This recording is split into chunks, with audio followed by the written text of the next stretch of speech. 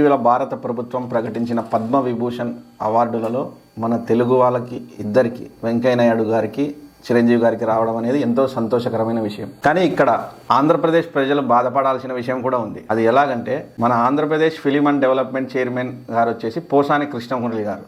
ఆయన కానీ మీడియాలో ఒక పదవి పొందుతున్న మన కమెడియన్ అలీ గారు కానీ చిరంజీవి గారిని కానీ వెంకయ్య నాయుడు గారు కానీ కనీసం అభినందించకపోవడం అనేది చాలా దురదృష్ట సంఘటన. అపార్ట్ ఫ్రమ్ పాలిటిక్స్, రాజకీయాలు పక్కన పెట్టేసేద్దాం. వెంకయ్య నాయుడు రాజకీయ నాయకుడు అనుకోండి, సరే వదిలేద్దాం.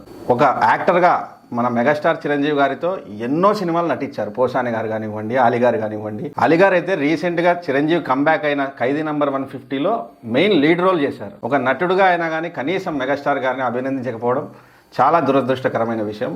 దానితో పాటు అదే తెలంగాణలో గవర్నమెంట్ దగ్గరుండి మన మెగాస్టార్ చిరంజీవి గారికి రేపు సన్మానం చేయబోతోంది. సన్మానం చేయకపోయినా పర్వాలేదు, కానీ ఆంధ్రప్రదేశ్ గవర్నమెంట్ కనీసం ఒక కంగ్రాచులేషన్ చేయకపోవడం అనేది చాలా చాలా దురదృష్టమైన సంఘటన. నాట్ ఓన్లీ పోసాని కృష్ణమురళి, అలీ గారు, రోజా గారు కూడా అతి పెద్ద నటి. చిరంజీవి గారితో ఎన్నో సినిమాల్లో హీరోయిన్ గా చేసింది ఆమె. రీసెంట్ గా ఆమె ఏదో ఇన్విటేషన్ గా చిరంజీవి గారి ఇంటికి కూడా వెళ్ళింది. రాజకీయాలు పక్కన పెట్టి ఒక సాటి నటిగా వెళ్ళి కంగ్రాచులేట్ చేయడానికి ఏంటండి మీకు? ఇది చాలా దురదృష్టమైన సంఘటన. ఇలాంటి కుళ్ళు కుతంత్రాలు ఉన్నటువంటి సమాజం మన ఆంధ్రప్రదేశ్ తయారవుతుంది. దయచేసి ఈ బానిస బతుకు నుంచి బయటికి రండి. ఏదో ఒకరిద్దరికి భయపడి మీరు అలా ఉండడం అనేది చాలా తప్పు.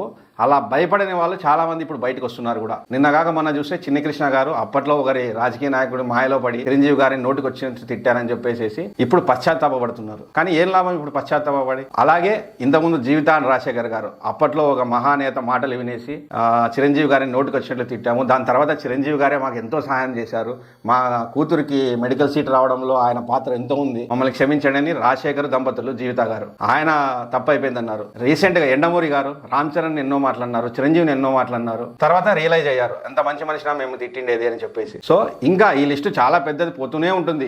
ఎవరైతే చిరంజీవిని తిట్టించారో వాళ్ళందరూ పశ్చాత్తాపడే పరిస్థితి వస్తుంది.